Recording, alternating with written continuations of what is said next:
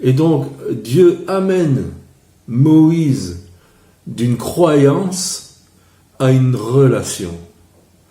Je suis qui je suis, et je suis avec toi. J'existe, tu peux me voir dans ce buisson ardent, j'existe et je suis avec toi, je me révèle à toi. Et cette révélation du nom de Dieu n'avait pas été donnée à quelqu'un d'autre que Moïse.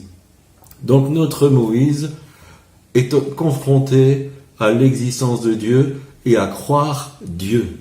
Et c'est ce que nous avons besoin. Nous devons dépasser le stade de croire simplement en Dieu pour croire ce que Dieu dit. Et ce qu'il dit de lui-même, c'est la vérité. Et je peux le dire par expérience, après 40 ans de conversion, ce que Dieu dit de lui-même, c'est la réalité. Après, Dieu dit, donc on est toujours dans Exode chapitre 3, chapitre 4, on tourne dans cet environnement. Au verset 18 du chapitre 3, Dieu dit, « Ils écouteront ta voix et tu iras, toi et les anciens d'Israël, te présenter au roi d'Égypte. » Et Moïse, au premier verset du chapitre 4, dit, « Ils ne me croiront pas et ils ne m'écouteront pas. » Voilà. C'est une forte incrédulité de Dieu vient de dire ils t'écouteront et puis Moïse dit non, ils m'écouteront pas. Et dans une version moderne, on dirait tu sais Seigneur, moi j'ai fréquenté les Israélites de près, j'ai essayé de leur faire du bien, ils m'ont rejeté, ils n'ont pas voulu m'écouter, donc tu te trompes, tu les connais pas. Moïse réagit. C'est de l'incrédulité, je suis d'accord, mais il faut comprendre aussi, il faut se mettre à sa place. Moïse réagit dans le rejet. Il a été rejeté, il a souffert, je pense qu'il a pris à cœur les Hébreux dans leur situation difficile en Égypte. Il a essayé de faire quelque chose dans sa force humaine, dans son incompréhension des plans de Dieu. Il a voulu faire quelque chose. Et puis, il a été balayé d'un revers de la main en disant « Mais qui t'a établi ?» Moïse a vécu un échec. Et peut-être que c'est votre cas, vous avez vécu un échec cuisant, vous avez voulu bien faire, mais vous avez vécu un échec cuisant.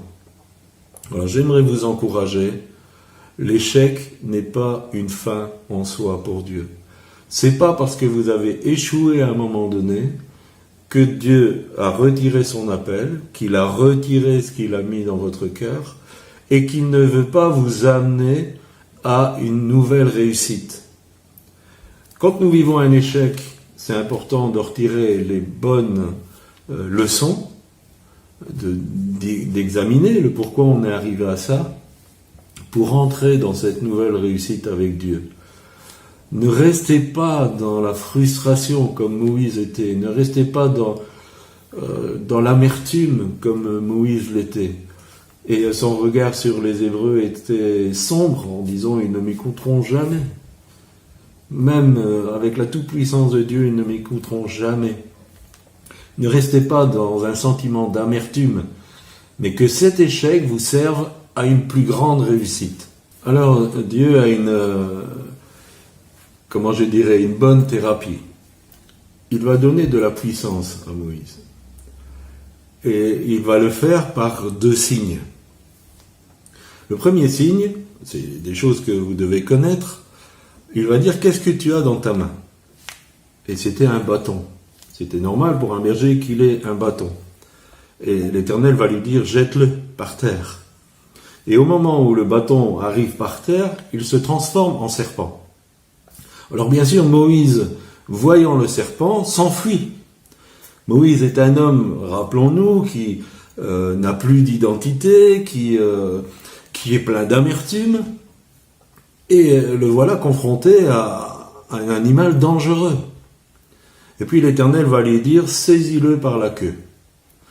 C'est ce qu'il va faire après s'être reculé, et le serpent va redevenir un bâton. Et il y aurait beaucoup de choses à dire sur ce sujet.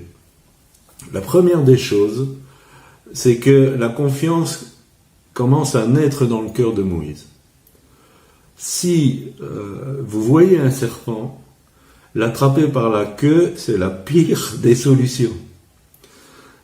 Attraper un serpent, ça doit se faire par la tête, en le maintenant bien pour ne pas être mordu. Mais le prendre par la queue, c'est à tous les coups se faire mordre. Et Moïse, malgré cette,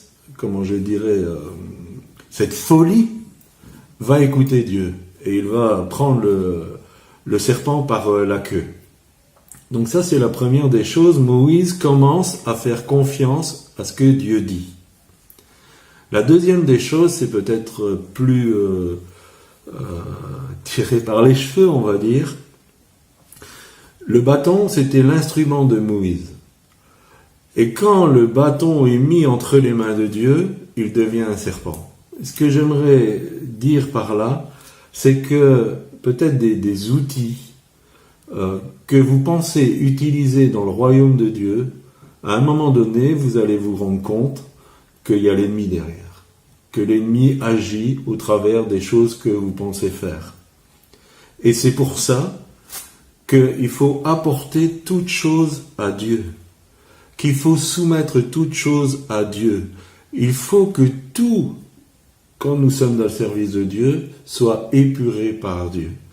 À nouveau, je me répète, mais nous pouvons peut-être avoir des bonnes idées et penser qu'on peut faire certaines choses de certaines manières, ou dire, bon, là ça a marché, on va faire la même chose. Mais le bâton de Moïse s'est transformé en ennemi. Et tout ce que nous avons besoin de le ramener à Dieu.